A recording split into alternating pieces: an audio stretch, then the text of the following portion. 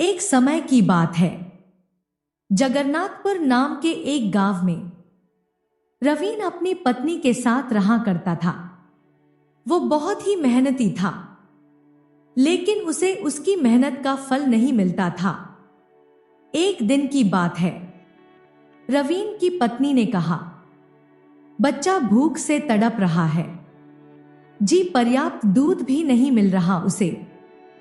अगर हमारी गाय होती तो कितना अच्छा होता ना जी, हमारी सारी मुसीबतें खत्म हो जाती। जाकर कहीं से गाय खरीद कर ले आइए ना आप। रवीन ने कहा, क्या कहाँ गाय खरीद कर लानी है, हमारे पास उतने पैसे कहाँ हैं। कमाए हुए सारे पैसे दूध के खर्च में लग रहे हैं, ऊपर से मैं गाय कहाँ से खरीद कर लाऊंगा। आपको लकड़ी काटने के अलावा और कुछ नहीं आता क्या? जाकर मजदूरी करिए कहीं पर, उससे तो ज्यादा ही पैसे मिलेंगे। हमें मजदूरी देने वाला इस गांव में कोई भी नहीं है, लेकिन आजकल कोई खरीद ही नहीं रहा, बस एक दो आदमी ही खरीद रहे हैं। वैसे कमाए हुए सारे पैसे हमारी गुजारिश में कम हो रहे हैं, हमें कुछ भी करके कमाने ही पड़ेंगे। तब तो एक ही रास्ता बचता है हमारे पास। मैं बच्चों को अपने साथ लेकर मायके जा रही हूं, वहीं पर उनका पेट भर सकूंगी मैं अच्छे से। जब आप अच्छे से कमाने लग जाओ तब हमारे साथ रहना। अगर तुम ऐसे गई तो सब लोग मुझे दोष देंगे ना। आप इसकी चिंता मत कीजिए, अभी हमें बच्चों का अच्छे से पालन पोषण करना है।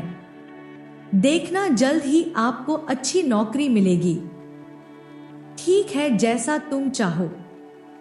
मुझे एक अच्छी सी नौकरी मिलने के बाद हम दोनों खुद का ले लेंगे। इसके बाद रवीन अपनी पत्नी को मायके छोड़कर काम की तलाश में लग जाता है, लेकिन कोई भी उसे काम नहीं देता। कुछ तो करना ही पड़ेगा। जंगल से पेड़ काट के उस तरफ के गांव में जाकर बेच दूंगा, कोई ना कोई तो खरीदेगा। ऐसी हालत तो दुश्मन की भी नहीं होनी चाहिए। मैं कब अमीर बनूंगा यह मुझे नहीं पता। मुझे अपनी बीवी और बच्चों की सुख और शांति रखने का मौका कब मिलेगा नहीं पता। आखिर ऐसा कब तक चलता रहेगा। इसके बाद वो जंगल जाकर लकड़ी काटने लग जाता है। देखो इस कागज पर लिखे हुए रास्ते के बारे में तुम्हें कुछ पता है क्या? जहां तक मालूम है वहीं तक बता दो हमें। यहां तो पूरा घना जंगल दिख रहा है, यहां से कहां जाना है हमें पता नहीं चल रहा है। जरा देख कर बताना, अगर समझ में आए तो। मुझे तो ये जंगल पूरा पता है, मगर कागज में लिखी हुई रेखाएं थोड़ी अस्त अस्त लग रही है। हाँ, यहां से आप थोड़ी ही दूर जाएंगे तो वहां पर एक पहाड़ दिखाई देगा। मुझे लगता है कि वहां से आप लोगों को उत्तर दिशा में जाना चाहिए। प्रवीण, एक बार इधर आओ। देखा तुमने, वह भी हमारे जैसा बलवान है। हमारा लक्ष्य साधने के लिए ये भी हमारी सहायता कर सकता है। ऊपर से इसको यहाँ के सारे रास्ते भी अच्छी तरह पता है। देखो, बात यह है कि हम कहां पर जा रहे हैं। किसी तीसरे को इसके बारे में बिल्कुल भी पता नहीं चलना चाहिए, समझे? सब लोगों को पूछते जाने से अच्छा है इसको ही हमारे साथ ले चले। ये हमारे साथ में बहुत काम आएगा। काम पूरा होने के बाद इसका क्या करना है वो काम के बाद ही सोचेंगे। नहीं नहीं, यह बात किसी तीसरी आदमी को पता चले मुझे पसंद नहीं। चलो चलो। इसके बाद वो लोग वहां से चले जाते हैं। ये लोग कौन है? इनको पहले तो मैंने कभी नहीं देखा है। उन लोगों के हाथ में जो पत्र वो बहुत पुराना लग रहा था। इनके हाथ में जो पत्र था उसमें मैंने देखा कि अंत में एक हीरा दिखाई दे रहा है। यानी कि ये लोग कुछ तो अनमोल चीज को ढूंढ रहे हैं यहाँ पे। इस तरह सारी लकड़ी काटकर उन्हें एक रस्सी से बांधकर अपने सिर पर रखकर चलने लगता है। ये क्या है? इतनी भारी बारिश हो रही है। दिखने में तो बहुत बढ़िया सा मौसम लग रहा था। उस बड़े पेड़ के नीचे ठहरे। अरे अचानक बारिश तो रास्ते का रुकावट बन गई है। आगे का रास्ता साफ नजर भी नहीं आ रहा है। मुझे हमें कुछ देर के लिए कहीं रुक जाना चाहिए। इतनी बारिश में आगे जाना नामुमकिन हो रहा है। हमारे लिए वहां देखो, एक बड़ा सा पेड़ मुझे नजर आ रहा है। उसके नीचे ठहरते हैं। चलो जल्दी चलो। इस तरह वो लोग जाकर एक पेड़ के नीचे रुकते हैं। अरे प्रवीण, उस कागज को ठीक से रखा है ना? बारिश भी तेज होती जा रही है। देखो कि भीग ना जाए। बाप रे, मैं तो उस बात को भूल ही गया था। अरे अरे, ये कागज तो पूरी तरह से भीग गया है। नक्शा भी नजर नहीं आ रहा है। आखिर ये कैसे हो गया भाई? हमेशा सतर्क रहना चाहिए ना। ऐसा कैसे हो सकता है? इस आधे हिस्से का रास्ता कुछ भी समझ में नहीं आ रहा है मुझे तो। हमारे आगे जाने का पूरा रास्ता उस दूसरे वाले आधे भाग में था। अब हम आगे कैसे जा सकते हैं? उस लकड़ी काटने वाले से बात करते करते मैंने इस नक्शे को ऊपर की जेब में रख दिया था। गलती से भूल हो गई। इस बारिश की वजह से नक्शा पूरी तरह भीग गया है। अब हम क्या करेंगे? ठीक है, आगे जाने के बाद एक पहाड़ आएगा। उसने तो ऐसा ही कहा था और कहा था कि उत्तरी दिशा में जाना है। उत्तरी दिशा में ही जाएंगे, मगर वहां से आगे कैसे जाएंगे? सब कुछ उसी में था। हम कुछ भी अनुमान नहीं लगा सकते। तुमने ये क्या कर दिया? कितनी मीलों से चल के यहां तक पहुंचे। तुम्हारी लापरवाही से पूरी की पूरी मेहनत मिट्टी में मिल गई। रास्ता ठीक से मालूम ना होते हुए आगे जाना बहुत मुश्किल है। अब हमें वापस जाना पड़ेगा। चलो, वापस जाना ही पड़ेगा। क्या इस बारिश ने क्या कर दिया आज? ख्वाब था कि एक ही मार में करोड़पति बन जाऊंगा। इस तरह कुछ समय के बाद बारिश रुक जाती है। ये अच्छा हुआ बारिश रुक गई। अब शाम ढल गई, अंधेरा होने वाला है। मुझे वापस जाना चाहिए था क्या? या फिर जंगल के इस पार के गांव में जाना चाहिए? घर में मेरे लिए राह देखने वाला कोई भी नहीं है। जंगल के उस पार के गांव में ही जाता हूं। इस जंगल को पार करने के लिए मुझे बहुत दूर तक जाना पड़ेगा।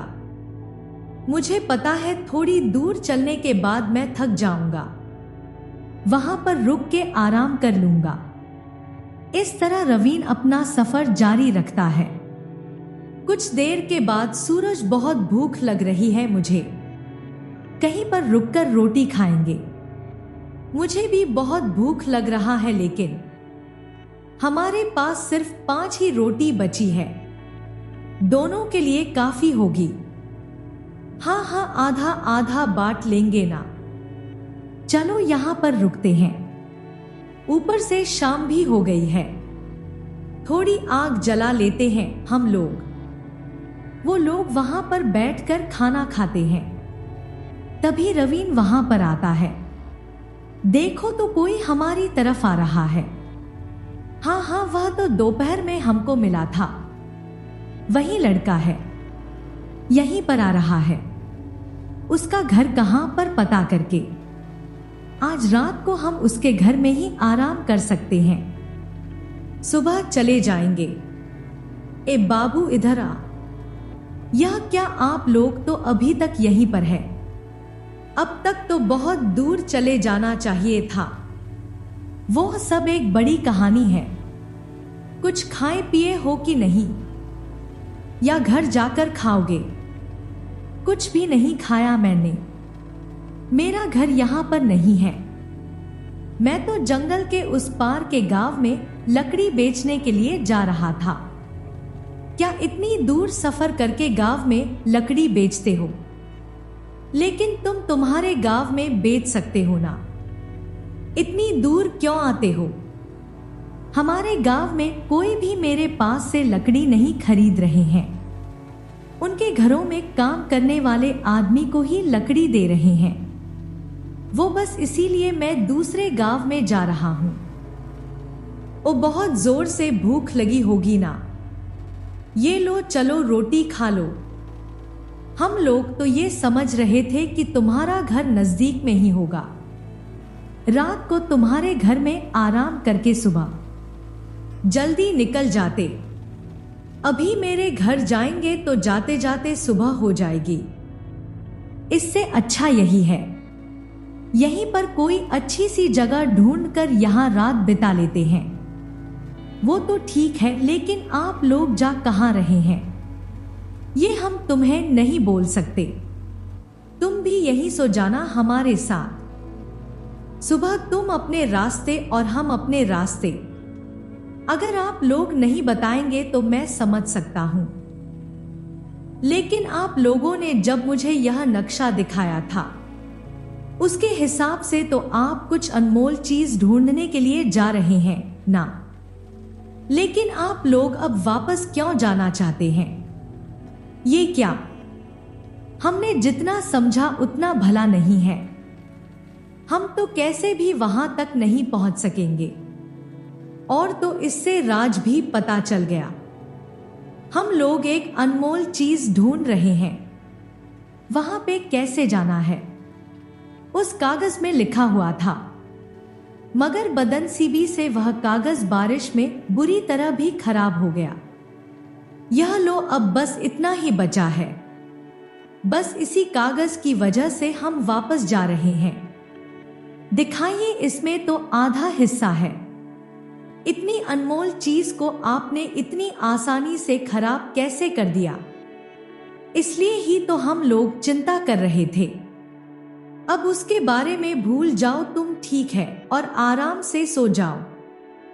आप लोगों ने जो नक्शा मुझे दिखाया था उस नक्शे के हिसाब से बाकी का रास्ता मुझे अच्छी तरह याद है।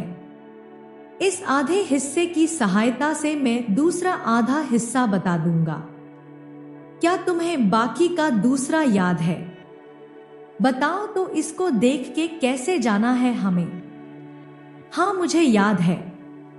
आप लोग तो अब तक उस पहाड़ के पास भी नहीं पहुंचे, लेकिन आप लोगों को रास्ता दिखाने से मुझे क्या लाभ होगा? मैं क्यों आप लोगों को रास्ता दिखाऊं? देखा तुमने, मैंने कहा था ना, ये लड़का नादान नहीं है। ठीक है, अगर तुम हम दोनों को उस खजाने तक पहुंचा दोगे, हम लोग उस खजाने में से तुम्हें भी कुछ हिस्सा दे देंगे। हाँ हाँ, जरूर तुम्हें भी कुछ हिस्सा दे देंगे हम लोग। पहले वहां पर पहुंचना कैसे है ये बताओ हमें। पहले से ही आप लोगों को यहां से नहीं बता पाऊंगा। मैं भी आप दोनों के साथ चलूंगा। कोई बात नहीं है, तुम मेरे साथ मेरे घोड़े पर आ सकते हो। हाँ, कोई बात नहीं, तुम मेरे साथ मेरे घोड़े पर आ जाना। उसकी अगली सुबह वो लोग रवीन को साथ लेकर उसके बताए हुए रास्ते से चलने लगते हैं। इस तरह कुछ दूर जाने के बाद वह लोग रवीन के लिए एक घोड़ा लेते हैं और तीनों एक एक घोड़े पर बैठकर निकल जाते हैं। घोड़े बहुत थक गए हैं। ये कोई गांव लग रहा है। मुझे यहां पर रुककर घोड़ों को कुछ खिला पिला देते हैं। नहीं, हमें भी बहुत भूख लग रही है। कहीं पे रोटी मिलेगी तो वह भी खा लेंगे। बैठकर रवीन, तुम हमें सही रास्ते पर लेकर जा रहे हो ना। तुम पर भरोसा करके इतनी दूर आए हैं। अगर हम इस नक्शे के हिसाब से देखें तो अब हमें और एक दिन सफर करना पड़ेगा। तुम्हारी दिमाग तो बहुत तेज है। ठीक है, मैं जाके हमारे घोड़ों के लिए कुछ खाने के लिए और पानी लेकर आता हूं। सूरज वापस आकर, हाँ, गांव वाले बोल रहे थे, यहां नजदीक ही एक अच्छी सी सराय है। आज रात को हम वहीं पर आराम करेंगे। घड़ों को भी वहां पर पानी मिल जाएगा। देखो रबीन, वहां पर अगर कोई भी पूछे कि हम कौन है, कहां जा रहे हैं, क्या कर रहे हैं, किसी को कुछ भी पता नहीं लगना चाहिए। आप लोग मुझ पर भरोसा कर सकते हैं। मेरी तरफ से आप लोगों को कोई भी नुकसान या आपत्ति नहीं होगी। उस रात वो लोग वहीं पर विश्राम करते हैं। अगली सुबह जब वो निकलने लगते हैं तभी वहां एक साधु आते हैं।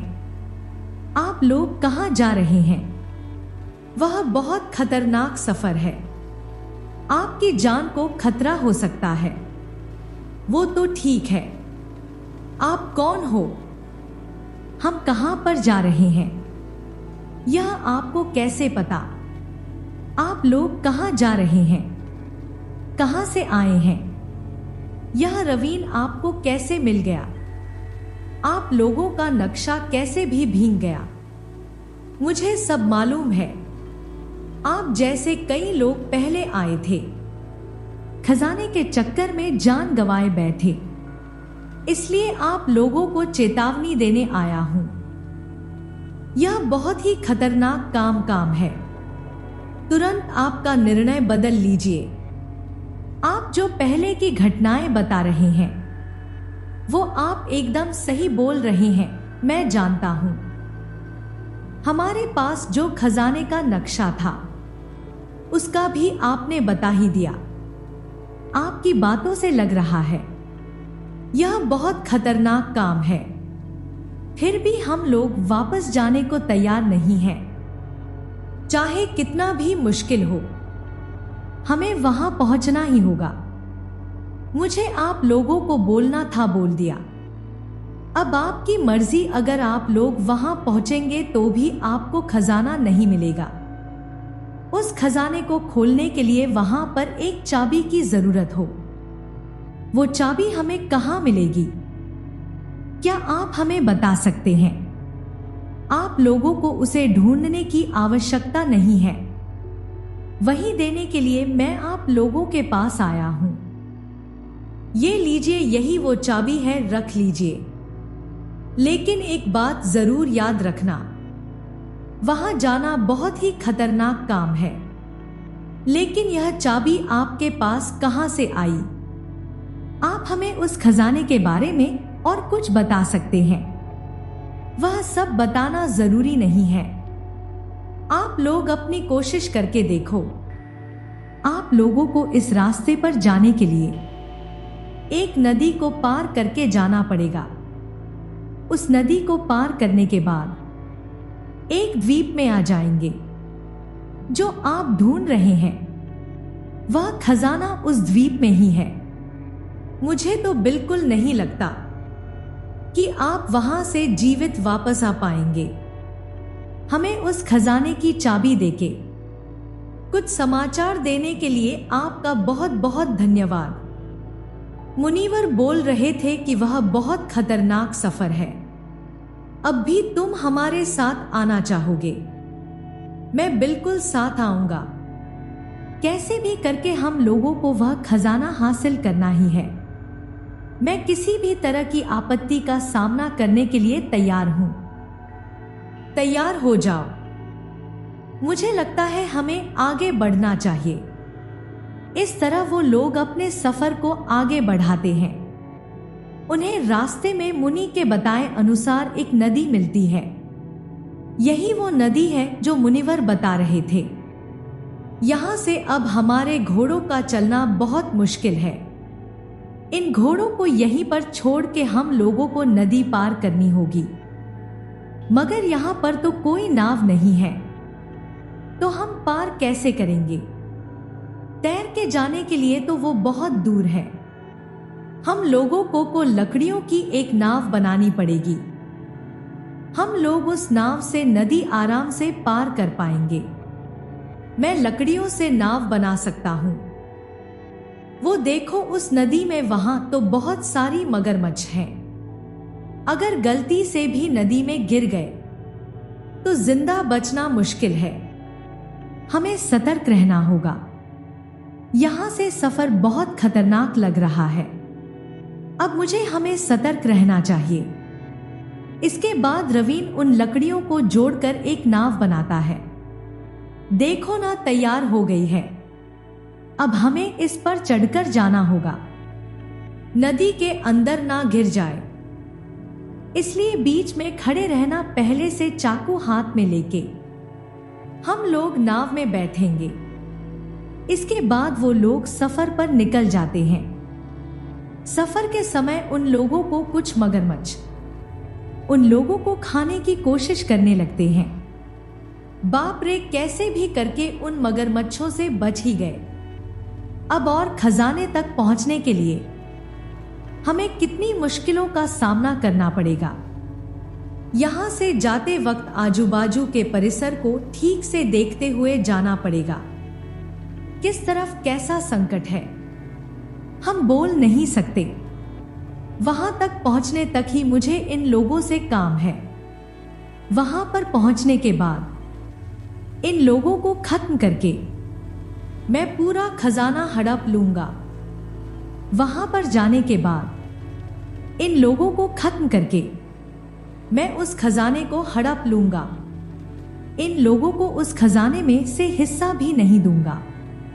कैसे भी करके उस खजाने से कुछ हिस्सा मिल जाएगा तो मेरे सारे के सारे कष्ट दूर हो जाएंगे। तब मैं अपनी बीवी और बच्चों को घर ले जाकर एक अच्छा सा घर बनाकर सुकून से जी सकूंगा।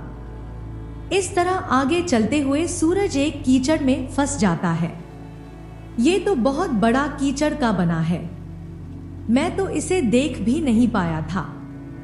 मेरा शरीर इसमें फंसता जा रहा है। मुझे बाहर निकालो, घबराना मत दोस्त। ये लो, इस लकड़ी को छत से पकड़ लो। जल्दी वैसे ही पकड़े रहना। ठीक है भाई, तुम्हें चोट तो नहीं लगी ना? मुझे चोट नहीं लगी है। वहां पर पूरे पत्ते बिछाए थे, इसलिए मैं उनको पहचान ही नहीं पाया था। बहुत होश रहना, ऐसे झाल कहीं भी पीछे हो सकते हैं। देखो तो वहां पर एक छोटा सा पहाड़ दिख रहा है। उस नक्शे के हिसाब से हमें उस पहाड़ को पार करके दूसरी तरफ जाना है। यानी कि हम लोग ठीक रास्ते से जा रहे हैं ना? और कितनी दूर होगी वह जगह यहां से? हम लोग तो उस खजाने के बहुत नजदीक हैं। कुछ ही देर में हम लोग वहां पर पहुंच जाएंगे। पहाड़ को पार करने के बाद इन दोनों को खत्म करके अगर चाबी ले ली तो सारा खजाना मेरा होगा। इसके बाद वो लोग उस पहाड़ पर चढ़ते हैं। अचानक बहुत सारे सांप उन पर वार करने लगते हैं। अरे, यह सांप तो बहुत जहरीले हैं। अगर इन्होंने हमें डस लिया तो हमारा जिंदा रहना नामुमकिन है। वो लोग सांप से बचने के लिए इधर उधर भागने लगते हैं। तभी एक सांप सूरज को काट लेता है और वह नीचे जमीन पर गिर जाता है। हे भगवान! अरे दोस्त, सूरज अब नहीं चल पाएगा। दोनों उसे उठा के लेकर जाते हैं। रवीन, तुम मत रुकना। अब तो हम लोग सूरज से हाथ धो चुके हैं। अगर हम लोग रुके तो यह जहरीले सांप हम पर भी हमला करेंगे। जल्दी से यहां से बचकर निकलना पड़ेगा। इस तरह सूरज सांप के डसने से वहीं पर मर जाता है। वह दोनों किसी तरह उस पहाड़ से नीचे उतरते हैं। इस तरह वह लोग कई मुश्किलों का सामना करते हुए आखिरकार उस खजाने तक पहुंच ही जाते हैं। हे भगवान! आखिरकार हम लोग उस खजाने तक पहुंच ही गए। मगर सूरज का इस तरह से मरना मेरे मन को बहुत ठेस पहुंचती है। हाँ, मुझे भी थोड़ा दुख हो रहा है, मगर हम लोग इस स्थिति में क्या ही कर सकते हैं। चिंता करके कोई फायदा नहीं है। देखो चाबी तुम्हारे पास है ना, जाओ दरवाजा खोल दो। सूरज तो अभी अभी मर गया है, बाकी बचा रवीन। अगर मैं इसको खत्म कर दूंगा तो इतने बड़े खजाने को घर तक पहुंचाना मुश्किल होगा। मेरे लिए यहां से निकलने के बाद रवीन को भी मैं खत्म कर दूंगा। तुम यहीं पर रुको, मैं जाके खजाने का दरवाजा खोलूंगा। इस तरह रवीन को वहीं पर खड़ा करके वह चाबी लेकर बगल के खजाने का दरवाजा खोलने लगता है। जैसे ही वह अंदर जाता है, कुछ जहरीले तीर आकर उसके बदन में घुस जाते हैं और प्रवीण भी वहीं पर मर जाता है। उसके बाद रवीन यह भी आंखों के सामने मर गया। लेकिन इतने सारे खजाने को देख के बहुत ही सुकून मिल रहा है। अब तो यह सारा का सारा खजाना मेरा है। इस खजाने को हासिल करने के लिए प्रवीण और सूरज ने मेरी बहुत सहायता की है। इसलिए उन लोगों के घर का पता लगा के उनके परिवारों को भी इसमें से कुछ हिस्सा देना पड़ेगा। मुझे इस तरह रवीन उस पूरे खजाने को अपने घर लेकर जाता है। उनमें से कुछ हिस्सा प्रवीण और सूरज के परिवार को देकर बाकी की संपत्ति से अपनी बीवी और बच्चों के साथ वह बड़े ही आनंद के साथ जीवन यापन करने लगता है। बरसों पुरानी बात है, जब शहीदपुर नाम के एक राज्य पर राजा भानु प्रताप राज करता था, जो कि स्वभाव से बहुत ही गुस्सैल था। अपने गुस्सैल स्वभाव के कारण उसने एक दिन अपने पुत्र की किसी गलती पर उसे देश निकाला दे दिया। राजकुमार ने अपने पिता की आज्ञा तो मानी, मगर उसने छुपके से कुछ लाल अपने साथ रख लिए और फिर दुखी मन से वह महल को छोड़कर चला गया। चलते चलते वह बहुत दूर एक जंगल में जा पहुंचा। वहां पर उसे एक ऋषि महाराज का आश्रम दिखाई दिया। ऋषि महाराज का तेजस्वी चेहरा देखकर युवराज को बहुत ही शांति मिली और उसने ऋषि महाराज को प्रणाम किया और वहीं पर बैठ गया। कुछ देर के बाद जब ऋषि महाराज ने अपनी आंखें खोली तो देखा कि एक नौजवान उनके सामने बैठा है। ऋषि महाराज ने पूछा, बेटा तुम कौन हो और यहां पर कैसे आए? युवराज सुमाली ने साधु महाराज को सारी बात सच बता दी। ऋषि महाराज ने उसकी बात को ध्यान से सुना और बोला, पुत्र तुम एक नेक आदमी हो, इसलिए मैं तुम्हें 4 सीख दे रहा हूं जो कि तुम्हारे जीवन में बहुत ही काम आएंगी। तुम उन पर अमल अवश्य करना। पहली सीख यह है कि प्रदेश में एक से भले 2 होते हैं और दूसरी यह कि परदेश में कभी दूसरे का हाथ का बनाया हुआ खाना मत खाना और कभी खाना पड़ भी जाए तो पहले किसी दूसरे जीव को खिला देना। तीसरी सीख यह है कि परदेश में किसी दूसरे की बिछाई हुई चारपाई पर कभी मत सोना।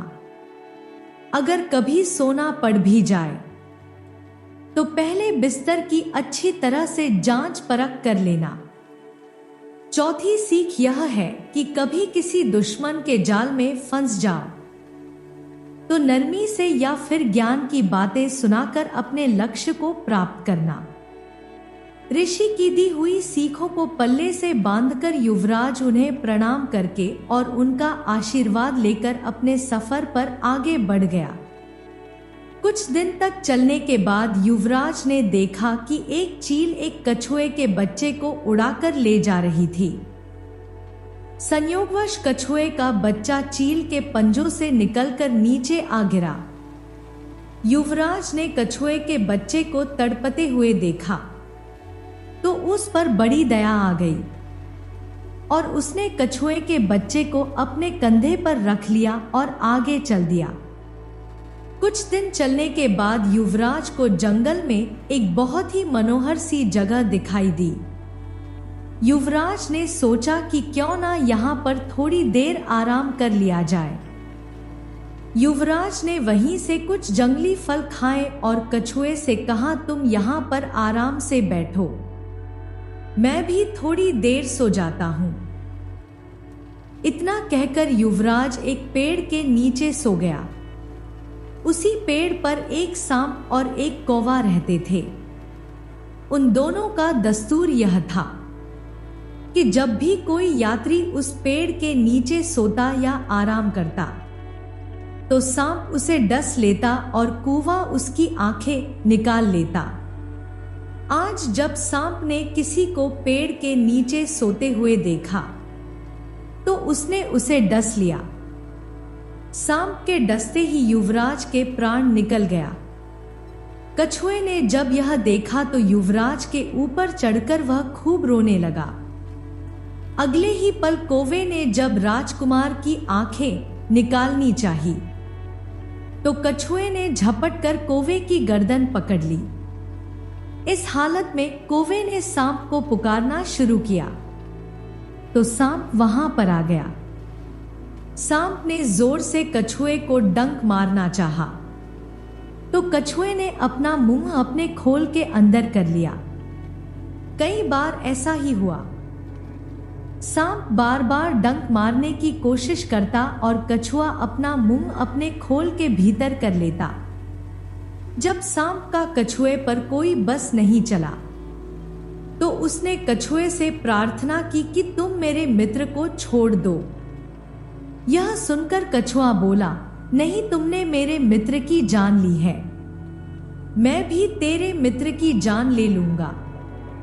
इतना सुनते ही सांप ने कहा, मैं तुम्हारे मित्र को फिर से जिंदा कर देता हूं।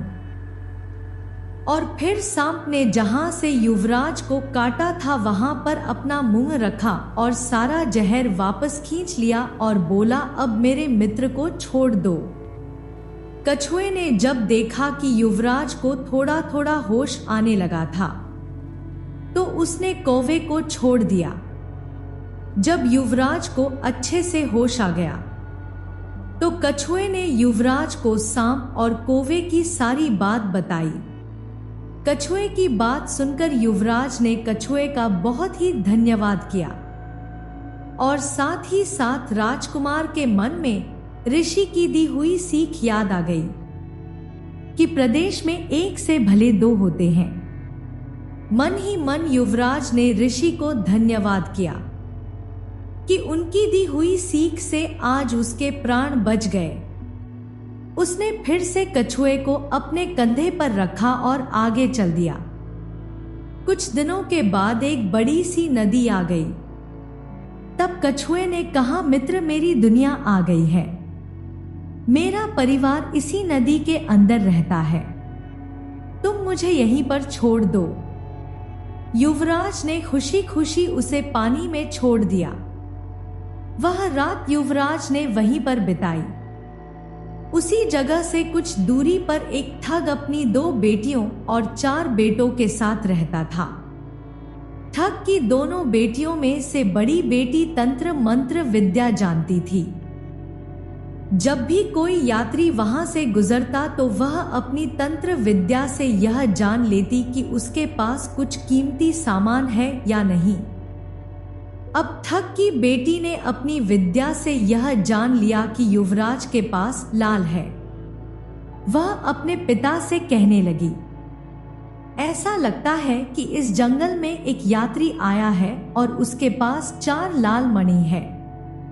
यदि वह लाल मणि हमें मिल जाए तो हम हमेशा के लिए धनवान हो जाएंगे। इतना सुनते ही ठग अपने बेटों के साथ उस आदमी की तलाश में निकल पड़ा। थोड़ी ही दूरी पर उन्होंने देखा कि एक आदमी पेड़ के नीचे लेटा हुआ है। ठग और उसके बेटों ने मिलकर युवराज को पकड़ लिया और उसे बांधकर अपने साथ ले गए। उन्होंने युवराज को अपनी बड़ी बेटी के हवाले करते हुए कहा, इससे लाल मणि निकलवाना अब तुम्हारा काम है। ठग की बड़ी बेटी बहुत ही खुश हुई कि लाल मणि निकलवाना तो मेरे बाएं हाथ का खेल है। जबकि ठग की छोटी बेटी की नजर जब युवराज पर पड़ी तो वह उस पर मोहित हो गई और उससे प्यार करने लगी। मगर भाई और बाप के डर से वो कुछ नहीं बोली, परंतु अंदर ही अंदर उसने यह फैसला कर लिया था कि वह युवराज को बचाएगी और वह इसका उपाय ढूंढने लगी। कुछ समय के बाद ठग की बड़ी बेटी ने खाना बनाया और उसके खाने में जहर मिला दिया और वह खाना युवराज को सौंप दिया। युवराज जैसे ही खाना खाने लगा तो उसे ऋषि की दूसरी सीख याद आ गई। उसने तुरंत वह खाना एक कुत्ते के सामने डाल दिया। खाना खाते ही कुत्ते ने दम तोड़ दिया। युवराज को इस बात की बहुत ही खुशी हुई कि आज ऋषि की दूसरी सीख ने उसकी जान बचा ली। ठग की बड़ी बेटी को जब यह जानकारी हुई तो उसे बड़ा ही गुस्सा आया। उसने युवराज से कहा, हमारी मर्जी के बिना तुम यहां से कभी नहीं जा सकते। अब रात हो चुकी है। अगर तुम सोना चाहते हो तो चुपचाप ऊपर वाले कमरे में जाकर सो जाओ। युवराज ऊपर सोने के लिए चला गया, मगर जैसे ही वह बिस्तर पर लेटने लगा तो उसे ऋषि की तीसरी सीख याद आ गई। युवराज बिस्तर को झाड़ने के लिए उसकी चादर को हटा देता है तो देखता क्या है कि नीचे अंगारों से भरा हुआ एक कुंड था। यह देखकर राजकुमार हैरान रह गया। वह एक बार फिर से खुश था कि ऋषि की दी हुई सीख के कारण उसकी जान बच गई। इधर ठग की छोटी बेटी अपने घर वालों से छिपती छिपाती हुई ऊपर वाले कमरे में आ गई और युवराज से कहने लगी, मैं तुम्हें चाहने लगी हूं, तुमसे बहुत ही प्रेम करती हूं, परंतु आज की रात तुम पर बहुत ही भारी है। मैं आज कुछ नहीं कर सकती। तुम किसी तरह से मेरी बहन से अपने प्राण बचा लो। अगर तुम आज की रात बच गए तो मैं तुम्हें कुछ नहीं होने दूंगी। मैं तुम्हारी दासी बनने को तैयार हूं, मगर मैं तुम्हारे बिना रह नहीं सकती। इतनी बात कहकर ठग की छोटी बेटी वहां से चली गई। कुछ समय के बाद ठग की बड़ी बेटी सोचने लगी, वह आदमी तो अब तक जलकर राख हो गया होगा। इतना सोचकर वह ऊपर वाले कमरे में आई तो उसने देखा कि युवराज तो दूसरी खाट पर आराम से लेटा हुआ है। अब तो उसके क्रोध की सीमा ना रही। उसने गुस्से में आकर अपनी कटार निकाली और युवराज की गर्दन पर रख दी और बोली, वह चारों लाल मणि कहां पर है, मुझे दे दो, वरना जान से जाओगे। उसी समय युवराज को ऋषि की चौथी बात याद आ गई कि शत्रु के जाल में फंस जाने पर उसे कोई ज्ञान की बात सुनाकर या नरमी से पेश आकर अपने उद्देश्य को प्राप्त करो। युवराज ने सोचा कि आज की रात बचना मुश्किल है, मगर ऋषि की चौथी बात आजमाने में भला क्या परेशानी है। यह सोचकर युवराज ने कहा, मेरे पास लाल मणि होते तो अब तक मैं तुम्हें दे चुका होता। वह लाल मणि मेरे जीवन से ज्यादा कीमती नहीं है, लेकिन फिर भी अगर तुम मुझे मार दोगी तो वैसे ही पछताओगी जैसे राजा तोते को मारकर पछताया था। ठग की बेटी बोली, कौन सा तोता, कौन सा राजा, तुम क्या बकवास कर रहे हो। युवराज ने कहा, क्या तुम नहीं जानती? तुम मेरी बात ध्यान से सुनो। एक राजा पवन के पास एक बहुत ही समझदार तोता था। वह तोता बहुत ही बेशकीमती था। एक दिन राजा पवन उस तोते को गंगा स्नान करवाने के लिए अपने साथ ले गया। राजा पवन तोते को घाट पर बिठाकर स्वयं गंगा स्नान करने लगा। तभी तोते की नजर पानी में बहते हुए एक फल पर पड़ी। तोते ने उसे पहचान लिया कि यह तो अमर फल है। तोते ने अमर फल को उठा लिया और राजा पवन के पास ले आया। तोते ने कहा, महाराज, यह अमर फल है, इसे खा लीजिए। राजा पवन ने सोचा, मैं अकेला इसे खाकर क्या करूंगा, इसे अपने बाग में लगा दूंगा और फिर जब इस पर बहुत सारे फल लगेंगे तो अपने पूरे परिवार को खिलाकर अमर हो जाऊंगा। राजा पवन नेक दिल था, लेकिन उससे यह बड़ी गलती हो गई। गंगा स्नान से लौटकर राजा पवन ने वह फल अपने माली को दे दिया और माली ने अपने हाथों से उसे बाग में लगवा दिया। कुछ समय के बाद वह पौधा बना और पौधे से पेड़ बन गया और धीरे धीरे वह पेड़ फलों से लद गया। मगर फलों के पकने में अभी देर थी। एक दिन एक फल पका और नीचे गिर गया और एक सांप ने आकर उस पर अपना डंक मार दिया, जिसके कारण वो फल अब जहरीला हो चुका था। इस बात से अनजान माली ने उस जहरीले फल को उठाकर राजा पवन के सामने पेश कर दिया। राजा पवन ने जब फल को देखा तो बहुत ही खुश हुआ। उसने सबसे पहले उस फल को अपने सबसे प्यारे कुत्ते को खिलाना उचित समझा। जब राजा पवन ने कुत्ते को फल खिलाया तो कुत्ते ने दम तोड़ दिया। यह देखकर राजा क्रोध में आ गया और उसने तोते से कहा, तोते, तू तो बहुत ही बेईमान है, तू मुझे जहर देकर मारना चाहता था।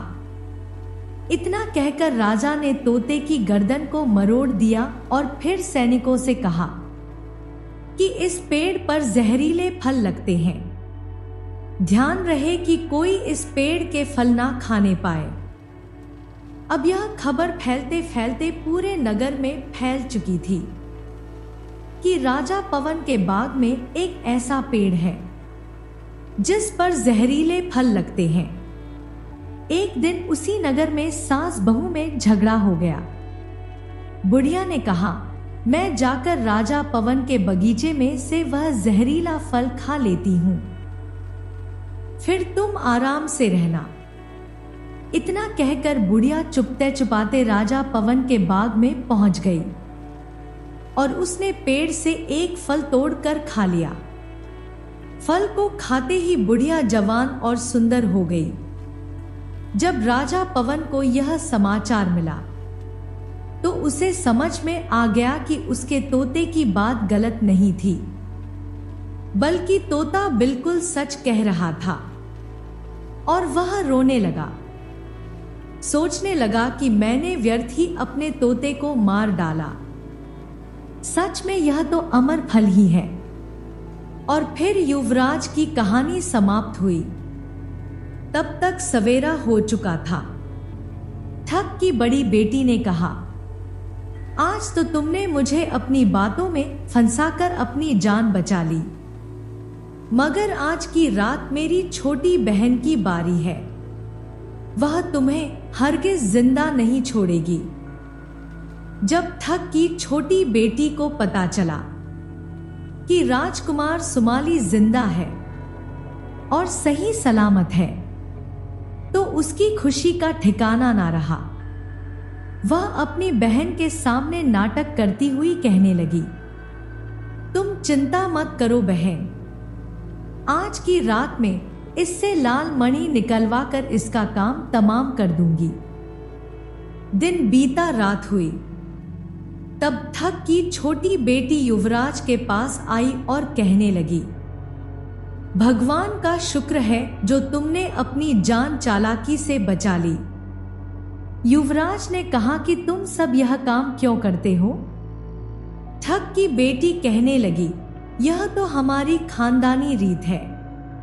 मेरे भाई और बाप यात्रियों को पकड़ कर लाते हैं और हम बहनें उनसे माल निकलवाती हैं और बाद में यात्रियों को मार दिया जाता है।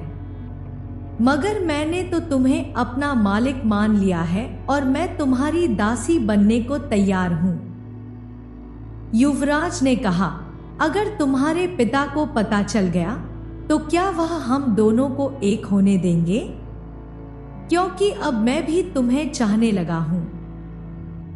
तुम्हें देखते ही मैं समझ गया था कि तुम एक नेक दिल लड़की हो। ठग की छोटी बेटी ने कहा, तुम इस बात की चिंता ना करो। आज की रात हम दोनों यहां से भाग जाएंगे और इतनी दूर चले जाएंगे कि मेरे परिवार वाले वहां पर कभी नहीं पहुंच सकेंगे। युवराज बोला, मगर यह कैसे होगा? वह कहने लगी, रात के समय जब सभी लोग सो जाएंगे तो हम यहां से निकलेंगे और उसका उपाय मेरे पास है। मेरे पिता के पास 2 ऊंटियां हैं। उनमें से एक तो दिन भर 60 कोस दौड़ती है और दूसरी 100 कोस दौड़ती है। सभी के सो जाने के बाद हम दोनों चुपके से उन ऊंटनियों को खोल लेंगे और मैं अपने साथ कुछ धन बांध लूंगी। आधी रात के बाद जब सब लोग सो गए, युवराज ठग की छोटी बेटी का इशारा पाकर ऊंट को खोलने के लिए चला गया। उस समय तक ठग की छोटी बेटी ने बहुत सारा माल बांध लिया और दोनों ऊंट पर सवार होकर वहां से निकल गए। जब सवेरा हुआ तो ठग ने देखा कि वह अनजान मुसाफिर और उसकी छोटी बेटी दोनों गायब है। उसने सोचा, बेशक वह बदमाश मेरी छोटी बेटी को भगा कर ले गया। ठगों ने उनका पीछा करने की कोशिश की, मगर सब बेकार। युवराज और ठग की छोटी बेटी बहुत दूर निकल चुके थे और कई दिनों का रास्ता तय करने के बाद वह एक अनजान नगर में जा पहुंचे और वहीं पर बस गए। अब तक राजकुमार के देश निकाले की अवधि भी पूरी हो चुकी थी और फिर एक दिन वह अपनी पत्नी को लेकर अपने महल वापस चला गया। उधर राजा भी अपने बेटे की जुदाई में पागल सा हो चुका था। उसने जब अपने बेटे और बहू को देखा तो खुशी से फूला ना समाया। अब ठग की बेटी और युवराज का विवाह बड़ी ही धूमधाम से कर दिया गया और वे दोनों पति पत्नी की तरह हंसी खुशी अपने दिन गुजारने लगे। तो दोस्तों, अगर आपको यह कहानी पसंद आई है तो इसे लाइक कीजिए, चैनल को सब्सक्राइब कीजिए और साथ ही अपने अच्छे अच्छे कमेंट करना बिल्कुल मत भूलिएगा। तो मिलते हैं आपसे किसी अगली कहानी में। एक समय की बात है। हाजीपुर नाम के गांव में मोहन नाम का एक गरीब किसान अपनी पत्नी जमुना और बूढ़ी मां के साथ रहा करता था। मोहन की एक छोटी सी बेटी थी जिसका नाम संजना था। मोहन अपने परिवार का भरण पोषण गांव के मुंशी जी के यहां मजदूरी करके किया करता था। मोहन का घर का गुजारा बहुत मुश्किल से हो पाता था। मोहन के पास थोड़ी सी जमीन थी जिस पर जमुना दिन भर मेहनत करके तरह तरह के फसल उगाती और गांव के बाजार के दिन सब्जियां और फल बेचा करती थी। सारे हाजीपुर वासियों जमुना से ही सब्जियां और फल खरीदते। सब्जी ले लो, फल और सब्जी ले लो, ताजा ताजा सब्जी ले लो, फल और सब्जी ले लो, हरी भरी फल और सब्जियां ले लो। हरी भरी सब्जियां 20 रुपया किलो, सिर्फ 20 रुपया किलो फल और सब्जियां ले लो। अरे जमुना कैसी हो? घर में सब ठीक तो है ना? और संजना कैसी है? पवन काका मैं ठीक हूँ और घर में भी सब ठीक ही है और संजना भी बिल्कुल ठीक है काका। और बताओ, आज बाजार कैसे आना हुआ और काकी कहाँ है?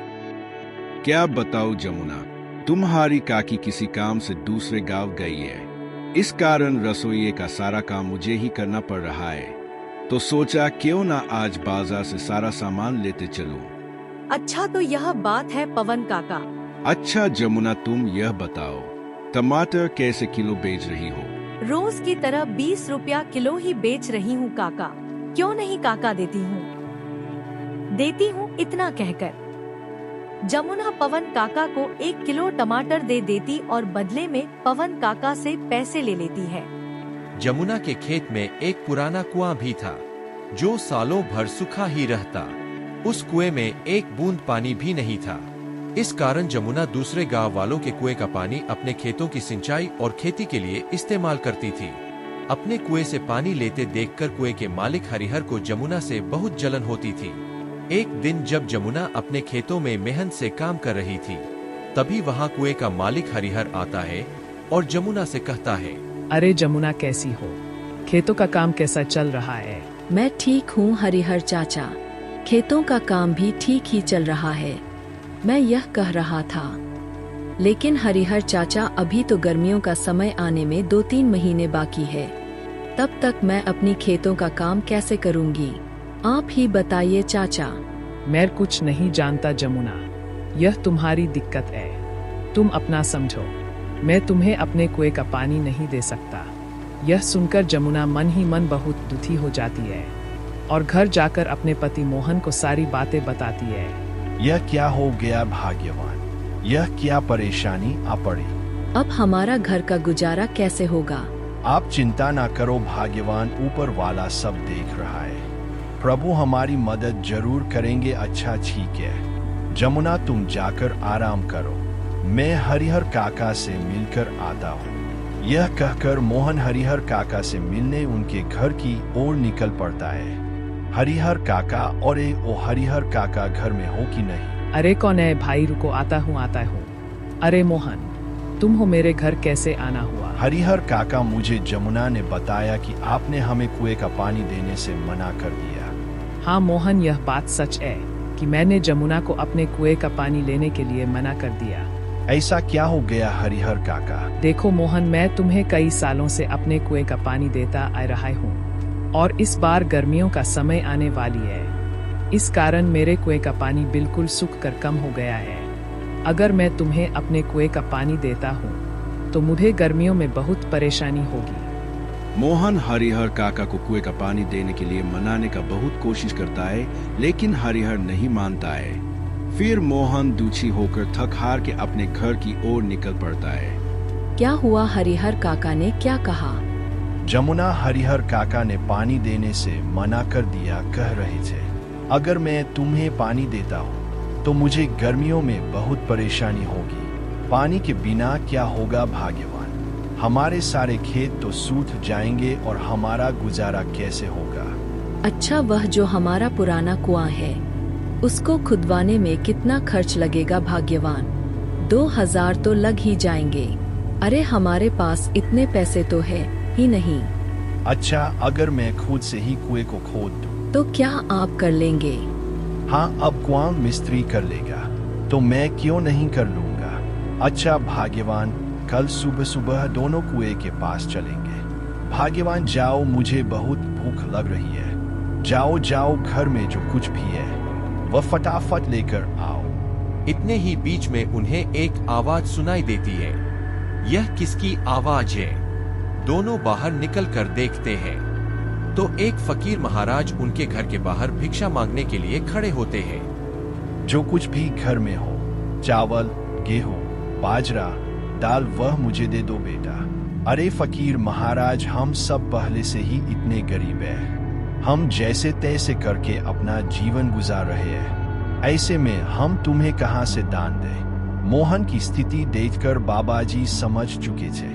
अरे जमुना, हमारे घर में बाबा को देने लायक कोई भोजन है क्या? भाग्यवान, हमारे घर में बाबा को देने लायक कुछ भी नहीं है। केवल थोड़े से चावल थे जो तुम्हारे लिए बचाकर रख दिए थे। अगर वह बाबा को दे देंगे तो तुम्हें भूखा रहना पड़ेगा। रुकिए बाबा, भाग्यवान जाओ और मेरे हिस्से का भोजन है वह जाकर बाबा को दे दो। लेकिन भाग्यवान, अगर मैंने आपके हिस्से का चावल बाबा को दे दिया तो तुम्हें भूखा रहना पड़ेगा। तुम उसकी चिंता मत करो भाग्यवान। अगर वैसे भी अगर मैं बाबा को भूखा जाने दूंगा तो मेरे गले से भोजन नहीं उतरेगा। जाओ, वह भोजन लेकर आओ। मोहन की पत्नी मोहन के अनुसार मोहन के हिस्से का भोजन बाबा को दे देती है। धन्यवाद बेटा, धन्यवाद। भले ही तेरे अभी बुरे दिन चल रहे हैं, मगर ऊपर वाला सब देख रहा है। वह एक दिन तेरी अवश्य सुनेगा। फिर अगले दिन सुबह सुबह दोनों मोहन और उसकी पत्नी जमुना अपने कुएं की खुदाई करने अपने खेत की ओर चल देते हैं। देखो जमुना, देखो, हमारे कुएं में तो एक भी बूंद पानी नहीं है। हाँ भाग्यवान प्रभु, हमारी कौन सी परीक्षा ले रहे हैं। फिर मोहन कुएं में नीचे उतरकर कुएं की खुदाई शुरू कर देता है। थोड़े समय बाद अचानक से कुएं की एक पत्थर के अंदर से पानी निकलने लगता है। अरे यह पानी कहाँ से आ रहा है? मुझे तो अपनी आंखों पर विश्वास ही नहीं होता। मुझे तो लगता है कि यह सब मेरे अच्छे कर्मों का फल है जो मुझे मिला। भाग्यवान सही कह रही थी और बाबा जी भी सही कह रहे थे कि तुम्हारे कर्मों का फल तुम्हें अवश्य मिलेगा। ऊपर वाले ने मेरी सुन ली। अब मैं इस पानी से मैं अपने खेत की सिंचाई अच्छी तरह से कर सकूंगा। क्या आप सच कह रहे हो भाग्यवान? प्रभु ने हमारी सुन ली। अब हमें खेती करने में कोई परेशानी नहीं होगी। तो दोस्तों, आपने देखा जो अच्छा कर्म करता है उसके साथ हमेशा अच्छा ही होता है।